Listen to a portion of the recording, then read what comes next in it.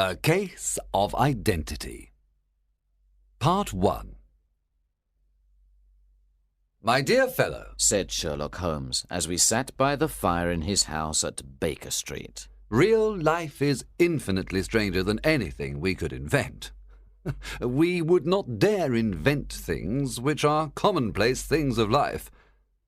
If we could go out of that window, fly over this great city, gently remove the roofs of houses, and look at the peculiar things that are happening, the strange coincidences, the plans, and the wonderful chains of events, we would discover things much more interesting than in books." "But I do not believe it," I answered. "The stories in the newspapers are never very interesting. In fact, they are always very boring." "That is because," said Holmes, "newspapers always repeat the official reports of magistrates and police reports. You can be certain that there is nothing as unnatural and strange as the commonplace." "I know," I replied, "that your cases are always very interesting. But let us look at today's newspaper." I picked up the newspaper and began to read an article. It was about a husband who was cruel to his wife. "I don't have to read the article," I said, "but I am sure that the man had a girlfriend, that he drank, and that he began to hit his wife. I am also sure that there was a sympathetic sister, or landlady." "You have chosen a bad example, Watson," said Holmes, "because I have worked on this case. The man, Mr. Dundas, did not have a girlfriend, and he did not drink, and he did not hit her. Instead, at the end of every meal, he took out his false teeth and threw them at his wife. You must admit that nobody could invent such a story." "Do you have any interesting cases now?" I asked. "Well, I am working on 10 or 12 cases, but none of them are interesting. They are important, you understand, without being interesting. I have found that unimportant matters are usually more interesting. If there is a big crime, the motive is generally obvious, so they are generally not very interesting. But I think I will have an interesting case in a few minutes." Holmes was standing at the window and looking down at the dull grey London streets. There was a woman standing in the street. She was moving her hands nervously. It was obvious that she could not make up her mind. Then suddenly she ran across the road and rang Holmes's doorbell. "I know those symptoms," said Holmes. "When a woman hesitates like that on the pavement, it means that she has a love problem. She wants help, but she thinks that her problem is too delicate to communicate. But when a woman does not hesitate and rings the doorbell hard, it means she was seriously wronged. In this case, this woman is confused and perplexed, and wants an explanation." As Holmes was speaking, the servant announced Miss Mary Sutherland. She was a large woman. She wore a hat with a red feather, a black jacket, a dark brown dress, and grey gloves. She also wore small, round gold earrings. When Holmes saw her, he said, "Isn't it difficult for you to type with such bad eyesight?" "I thought so at first, Miss Sutherland replied. but now I can type without looking at the keys." Then she looked surprised and frightened when she understood that Holmes already knew so much about her. "How do you know that?" asked Miss Sutherland. "It is my business to know things," said Holmes, laughing. "If I could not see these things, why would people come to me? In any case, I can see the marks of the glasses on your nose." "I have come here she said. because I want to know where Mr. Hosmer Angel has gone." "Why did you come here in such a hurry?" asked Holmes. Once again, Miss Sutherland looked very surprised. Holmes then explained that her boots were not the same, and that they were not completely buttoned. "Yes, I did hurry out of the house because I was angry at Mr. Windybank, that is my father, He did not want to ask the police about Mr. Angel. He said that nothing bad had happened. This made me angry, so I came here to see you. Your father? Said Holmes. He must be your stepfather, because his surname is different from yours. Yes, my stepfather. I call him father, even though that seems strange to me. You see, he is only 5 years older than me. And is your mother alive? Asked Holmes. Oh, yes, mother is alive and well. Answered Miss Sutherland. But I was not happy when she married Mr. Windybank so soon after father died. Also, Mr. Windybank is 15 years younger than mother. Father was a plumber and had a good business, and when he died, mother continued the business. But when she married Mr. Windybank, he made her sell it. Do you live on the money from the business? Asked Holmes. Oh, no. Replied Miss Sutherland. I inherited some money from my uncle. I cannot touch it, but with the interest I receive £100 a year. That should be enough for you to live quite comfortably, said Holmes. I give that money to mother, and I live on the money I make typing, she replied. Now, can you tell us about Mr. Hosmer Angel? Asked Holmes. Miss Sutherland blushed deeply and said, I met him at the plumber's ball. They used to send tickets to my father when he was alive, and after he died they sent them to my mother. But Mr. Windybank didn't want us to go. He said that my father's friends were not good enough for us. But the day of the ball, Mr. Windybank went to France on business, so mother and I went to the ball, and it was there I met Mr. Angel. I suppose, said Holmes, that Mr. Windybank was very angry with you when he discovered that you had gone to the ball. No, not very, replied Miss Sutherland. He said that it was impossible to stop a woman when she really wanted something. And did you see Mr. Hosmer after the ball? Asked Holmes. Yes, but he couldn't come to the house when father was there. Father didn't want anybody to come to the house. So Mr. Hosmer said, We should wait until your father goes to France before we see each other. In the meantime, we can write to each other every day. Were you engaged to the gentleman at this time? Asked Holmes. Oh, yes, Mr. Holmes. We were engaged after the first walk that we took. Mr. Angel worked in an office in Leadenhall Street. Which office? That's the worst part. I don't know. Then where did you send your letters? To the Leadenhall Street post office, where he got them. He said to me, The other workers in my office will make fun of me if they see my letters. I told him that I could type my letters like he did his, but he said, A typed letter comes from an impersonal machine and not from you. This shows how fond he was of me, Mr. Holmes, and the nice little things he thought of. It was most suggestive, said Holmes.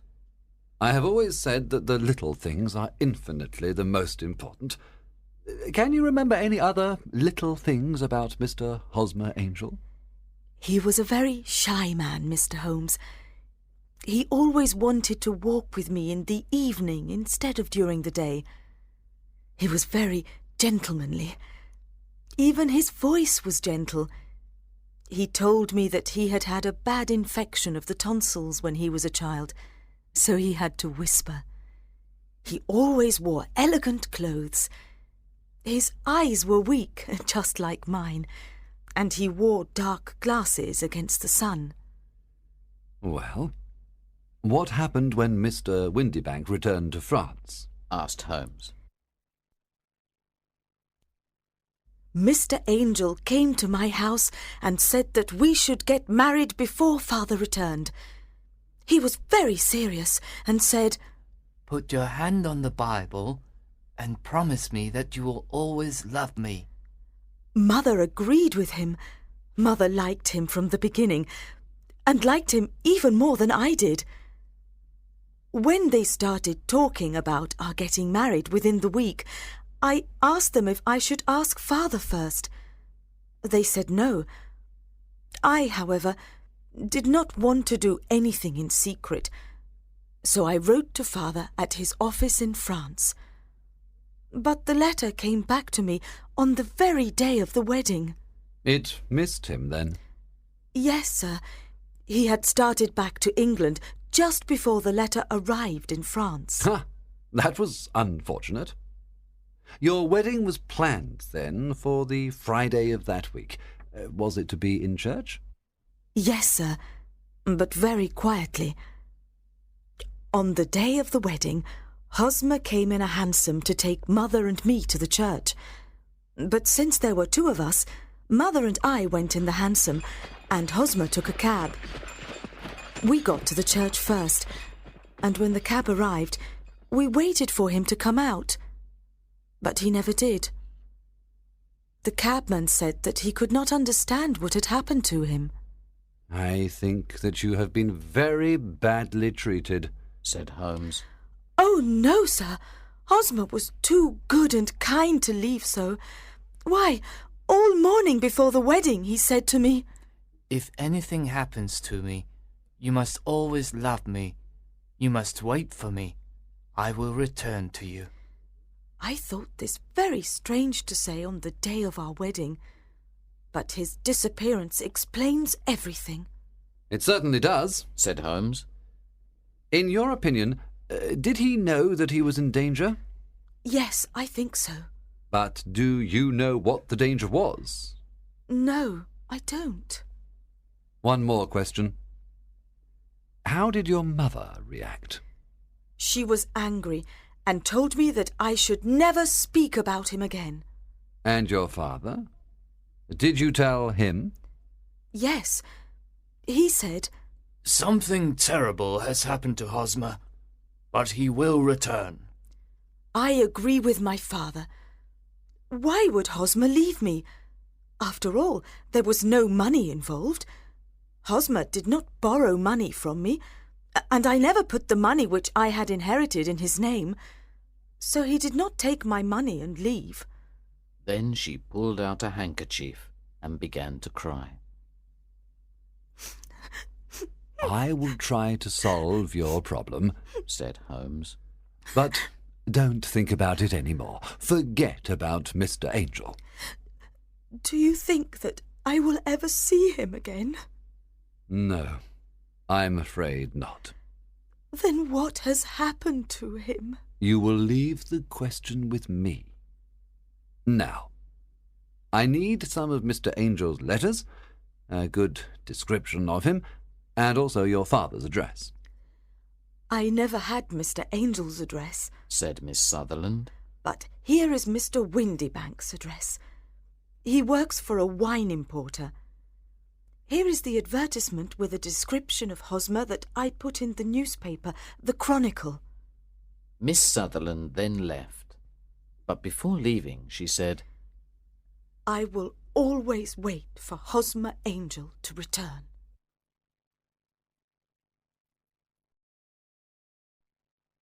Part 2.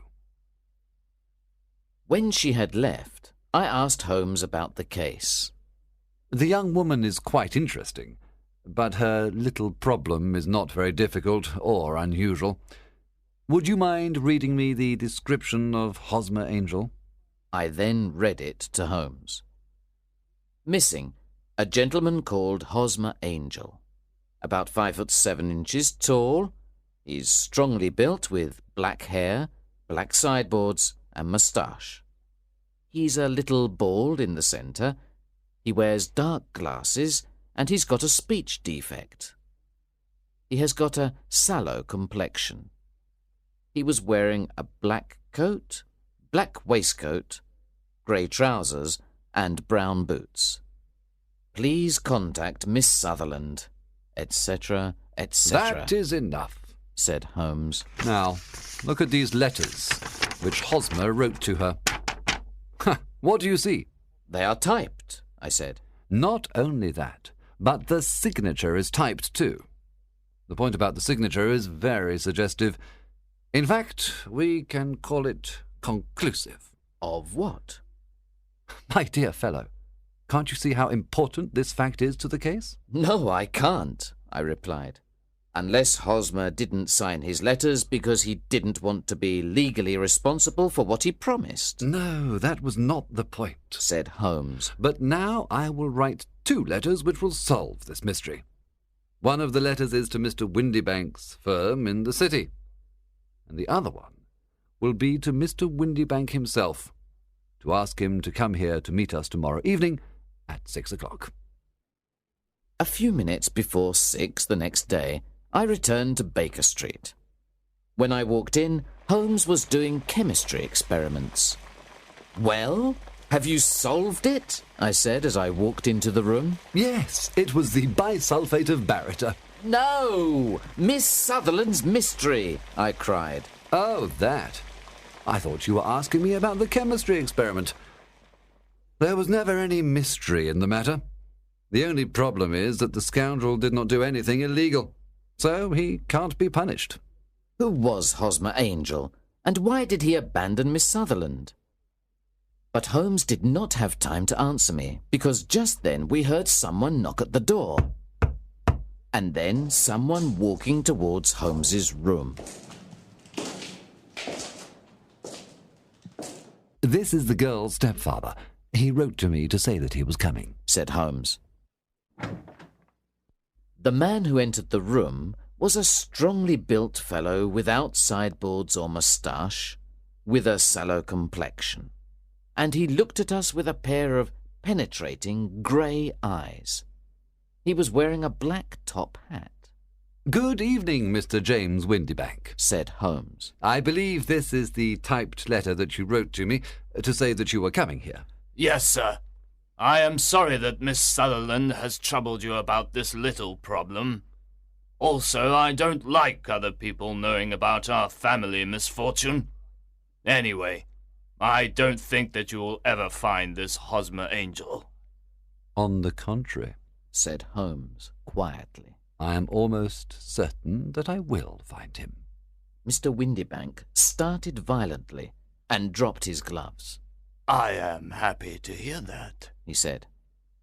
It is a curious thing, remarked Holmes, that a typewriter is just as distinctive as a man's handwriting. For example, in this letter of yours, I can see that this part of the R has a slight defect. There are also 14 other characteristics of your typewriter.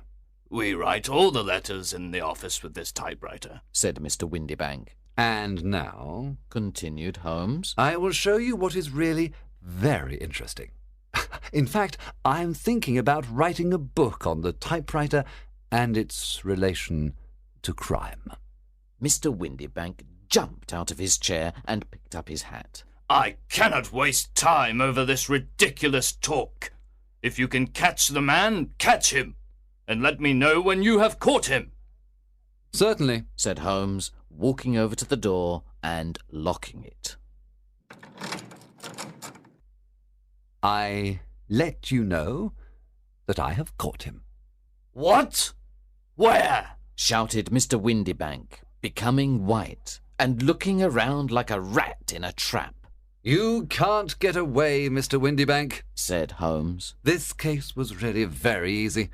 Now, sit down and we can talk about it. Mr. Windybank fell back into the chair. I did not do anything illegal, he stammered. I am afraid that you are right. But, Mr. Windybank, it was a cruel, selfish, and heartless trick.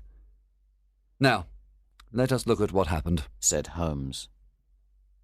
Then Holmes sat down and began to talk. The man marries a woman older than himself for her money.